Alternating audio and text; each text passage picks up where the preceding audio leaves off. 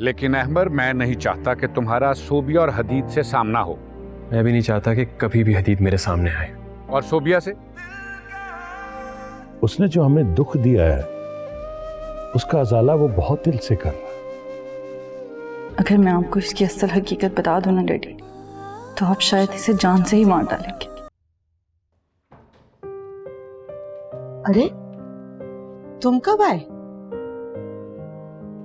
आज सोबिया की तरफ से जल्दी आ गए तुम। जी, थोड़ी देर सुल्तान अंकल के साथ ही बैठा था। लोग तो खाना खाने के लिए रोक रहे थे पर मैं नहीं रुका। सोबिया ने आने के बारे में कुछ बात की? नहीं, उसका एटीट्यूड बहुत बुरा था सबके साथ। मामा, उसके यहां आ जाने से आपको थोड़ी मुश्किल जरूर होगी, लेकिन प्लीज मेरे लिए बर्दाश्त कर लीजिएगा। पता नहीं मैंने उसका क्या बिगाड़ा है जो वो मुझसे इतनी चिड़ी रहती है। मैं उसकी ये सारी बदतमीजियां कैसे बर्दाश्त करूंगी अभी? अब वो आपके साथ बदतमीजी करके तो देखे, उसी वक्त उसका दिमाग ठीक कर दूंगा। गुस्से और जज्बात में उठाया हुआ कदम हमेशा पछतावा बन जाता है। तुम उसे ना पाने के गम के साथ इतना बेसकून ना होते जितना तुम उसे पाकर हो रहे हो। खाना लगा रही हूं, फ्रेश होकर आ जाओ।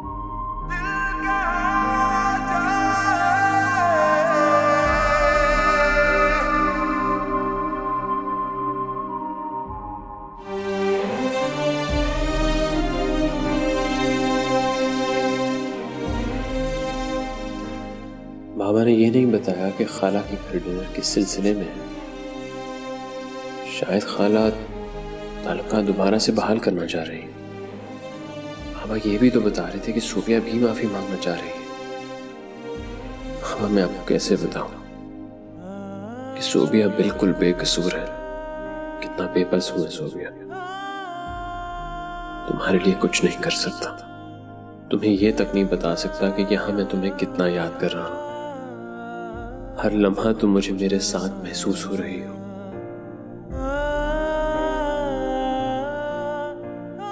अंकल से बात करने के बाद काफी अपसेट नजर आ रहे हो। ऐसी कोई बात नहीं है, काफी घूम लिया ना आज, तो बस थोड़ा थक गया। अहमर, तुमसे एक बात पूछूं? जरूर कोई फजूल बात होगी। नहीं, जो महसूस किया है वो ही पूछने जा रही हूँ। अब अंकल से बात करते हुए तुमने हदीद से नफरत का इजहार किया, लेकिन सोबिया को तो नाम ही नहीं लिया तुमने। उसका भी तो बराबर का कसूर था ना। हमने ये शादी एक दूसरे का दर्द बांटने के लिए की थी, क्योंकि उस वक्त हम दोनों का दुख एक था। लेकिन मुझे नहीं मालूम था कि ये शादी मुझे हर वक्त अदालत के कटहरे में लाकर खड़ा कर देगी। अच्छा अहमर, तुम इतनी जल्दी खफा क्यों हो जाते हो? बीवियां तो ऐसे सवाल पूछ लेती हैं ना, इसमें माइंड करने वाली तो कोई बात नहीं है। लेकिन मैंने तुम्हें बीवी से ज्यादा एक दोस्त, एक हमदर्द की शक्ल में अपनी जिंदगी में शामिल किया था, क्योंकि तुम मेरी और सोबिया की मोहब्बत से अच्छी तरह वाकिफ थी। वैसे मैंने तो तुमसे कभी नहीं पूछा कि हदीद तुम्हारे दिल में अभी भी बसता है या नहीं, क्योंकि तुम अच्छी तरह जानते हो कि हदीद अब मेरी जिंदगी में कहीं भी नहीं है, और तुम मेरी मोहब्बत की शिद्दत से भी अच्छी तरह वाकिफ हो जो मैं तुमसे करती हूँ। इसीलिए तुम्हें कभी पूछने का मौका ही नहीं मिलेगा।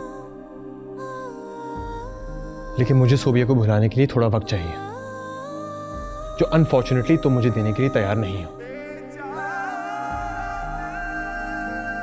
अच्छा बाबा, सॉरी, आइंदा नहीं पूछूंगी ऐसा सवाल। अपना मूड ठीक कर लो। देखो कितना अच्छा टाइम स्पेंड कर रहे हैं हम यहाँ, इसे स्पॉइल तो मत होने दो प्लीज। अच्छा चलो कहीं चलें, आइसक्रीम खाने चलें, मेरा बहुत दिल कर रहा है। बहुत ठंड है बाहर, मैं नहीं जाऊंगा। चलो ना, चलो चलें।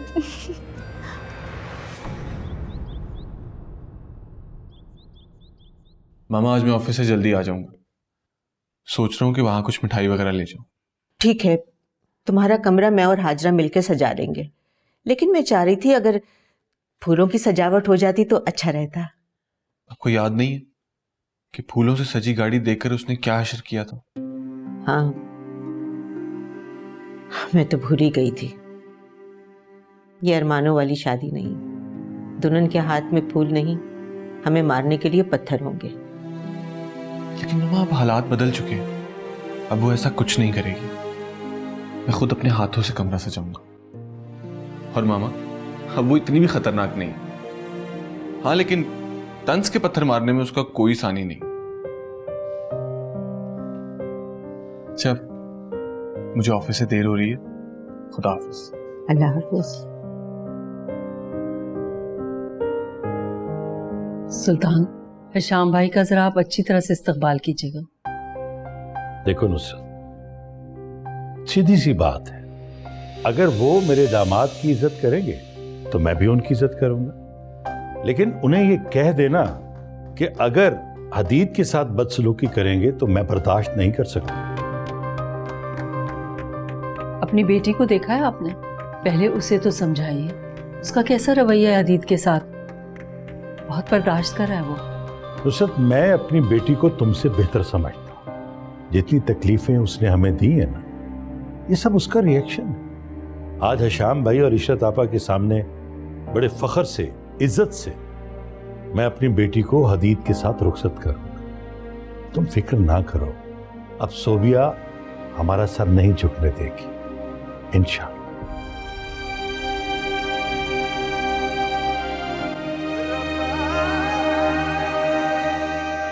ना मेरे कपड़े रेडी हैं, ना नाश्ता रेडी है।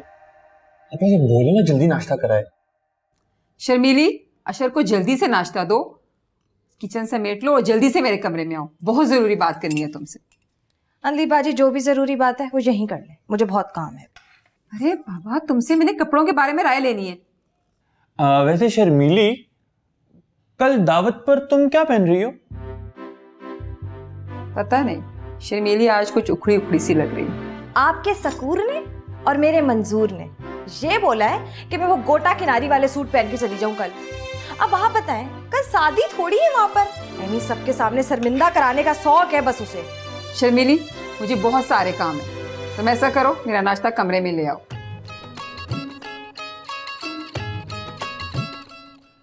और मेरा नाश्ता भी कमरे में ले आना। किसी को मेरी परवाह ही नहीं है, सबको बस नाश्ते चाहिए। वो हशाम, इतनी देर कर दी आपने। नुसरत ने कहा था जल्दी आना और हम इतना लेट हो गए। चले अब। इशरत, वैसे बहुत हौसला है तुम्हारा। दाद देता हूं तुम्हारे हौसले की। जिन लोगों ने तुम्हारे बेटे के सेहरे के फूल नोच डाले, उन्हीं दोनों को दुआएं देने जा रही हो तुम। मैं अपनी बहन की खुशी में शरीक होने जा रही हूँ। आपकी मर्जी, अपनी बहन को मुबारकबाद दे या ना दे। हरगिज नहीं दूंगा। मैं सोबिया और हदीद से हर किस्म का ताल्लुक तोड़ चुका हूँ, और ये बात मैं अपनी बहन बुशरा को भी बता चुका हूँ। और बेहतर ये है कि तुम भी नुसरत को ये बता दो। अच्छा, अब चले या सारी बातें यही करनी है? आपका तो गुस्सा ही नहीं खत्म हो रहा। वहां जाकर मूड ठीक रखिएगा। उन लोगों को ये इंप्रेशन देने की जरूरत नहीं है कि हम खुश नहीं हैं। पहले इतना लेट हो गए हैं।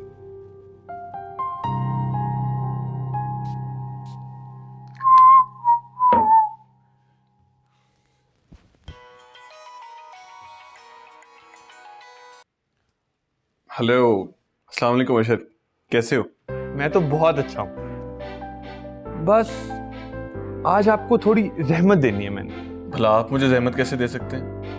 आप तो खुद मेरे लिए एक नेमत है। मैं जरा आपको लखनवी अंदाज में कल रात के खाने पर बुलाना चाह रहा हूँ। वो लड़की वाले आ रहे हैं ना हमारे घर। ये तो बहुत खुशी की बात है। मैं जरूर आऊंगा, लेकिन फिलहाल तो मुझे अपनी दुल्हन को अपने ससुराल से लेने जाना। अच्छा, चले, ये तो बहुत अच्छी बात है। उन्हें भी ले आइएगा। थोड़ा मुश्किल है, लेकिन मैं कोशिश करूंगा। नहीं नहीं नहीं नहीं नहीं, कोशिश नहीं करनी, बिला वजह कोशिश नहीं करनी, वरना आप लेट हो जाएंगे ना। फिलहाल तो मैं लेट हो रहा हूँ अशर, मामा मेरा वेट कर रही हैं। मैं आपसे इंशाल्लाह कल मिलता हूँ। चलें ठीक है, अल्लाह हाफिज। ओके, अल्लाह हाफिज।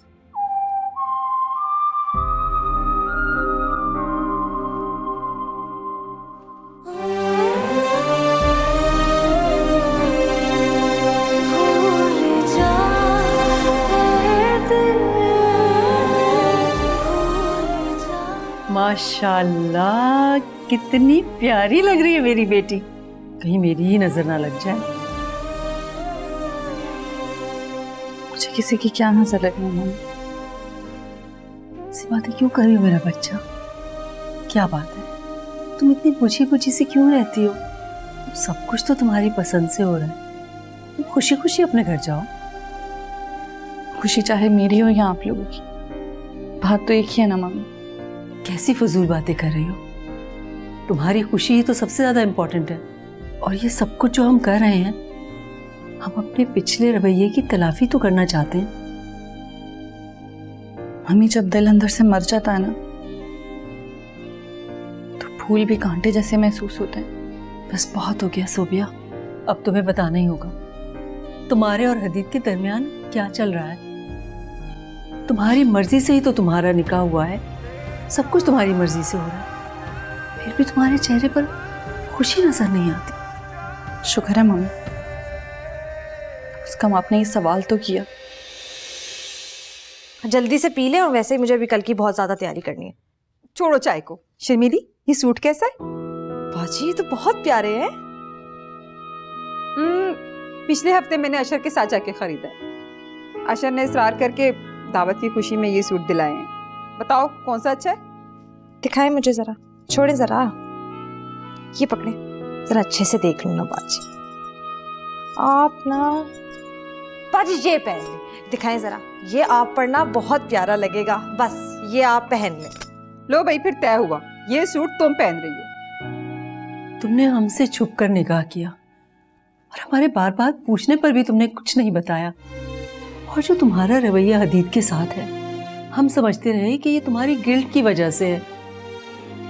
अब हम कोई आसमान से उतरे हुए तो नहीं है जो हम बगैर कहे हुए सब कुछ समझ जाएं। तुम्हारा ये तंज मेरे दिल में उतर गया है। मम्मी, मैं कभी आप लोगों को अजियत नहीं देना चाहती थी, इसीलिए कुछ नहीं बताया। मेरा दिल करता है कि आज दिल खोल कर आपको सब बता दूं। मम्मी मुझसे और मैं तुम्हें ढूंढ रहा था। माशाल्लाह माशाल्लाह, भाई पहले मेरी बेटी की नजर उतारो। जी सुल्तान, आप मुझे क्यों ढूंढ रहे थे? मैंने कोई हार वगैरह मंगाए हैं, मैं ये चाह रहा था तुम एक नजर जरा देख लो। आ जाओ।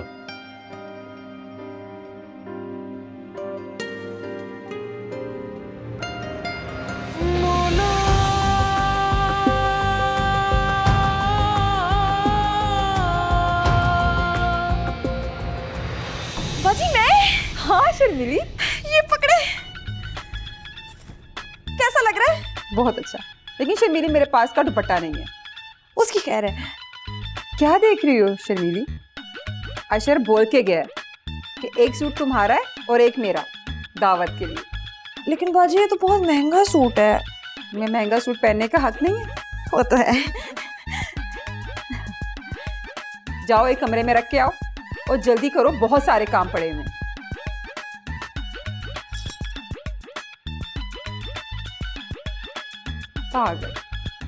अम्मी ये देखे।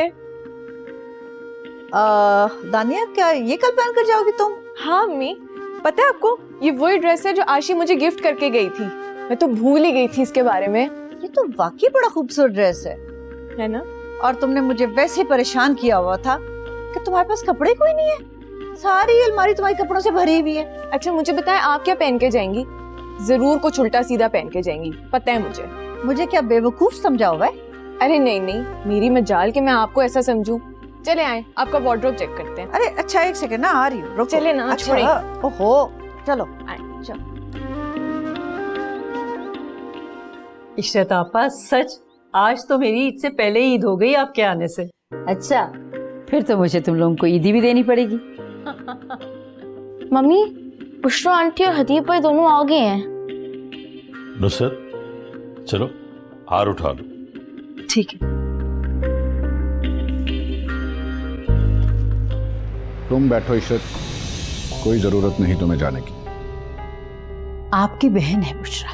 मैं बुशरा की बात नहीं कर रहा, उस शख्स की बात कर रहा हूं जिसने मेरे बेटे की मोहब्बत पर डाका डाला है। और मैं तुम्हारी वजह से यहां आ गया हूं और बैठा हूं, इसी को गनीमत समझो।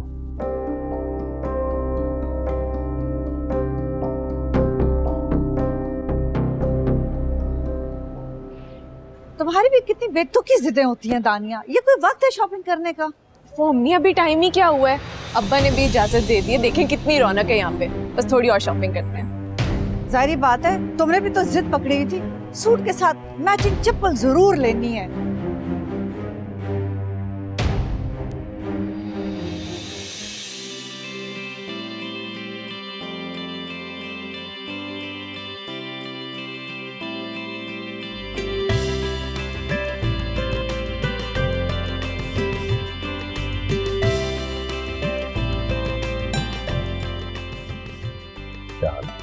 खुश हो।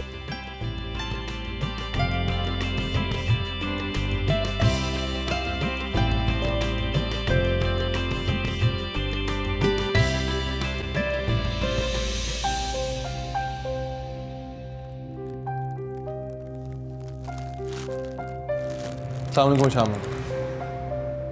मेरे ख्याल में इशरत मुझे अब चलना चाहिए। मैं जाकर गाड़ी भिजवा दूंगा, तुम बैठो। हशाम भाई, मेरी बेटी की खुशी का मौका है, पिछली सब बातें भुलाकर इसे अपनी दुआओं के साए तले रुखसत कीजिए। इसीलिए तो जा रहा हूं। मेरे लिए बहुत मुश्किल होगा इन दोनों को दुआएं देना। हशाम भाई, फिर तो आपने नाहक आने की तकलीफ की, आपको आना ही नहीं चाहिए। सुल्तान प्लीज, इसमें इतना अपसेट होने की कोई बात नहीं है। अगर हशाम भाई नहीं रुकना चाह रहे तो जाने देने। अरे मैं भी तो यही कह रहा हूं ना, अगर इनके पास मेरे बच्चों को दुआएं देने के लिए नहीं है तो फिर इन्हें नहीं आना चाहिए था। जब किसी को मेरी फीलिंग्स का एहसास नहीं है, सब अपनी खुशियों का ख्याल रखते हैं, तो मुझे ऐसी जगह पे कतई रुकना नहीं चाहिए। और तुम कैसे ये सब कुछ सुन रही हो? उठो और मेरे साथ चलो।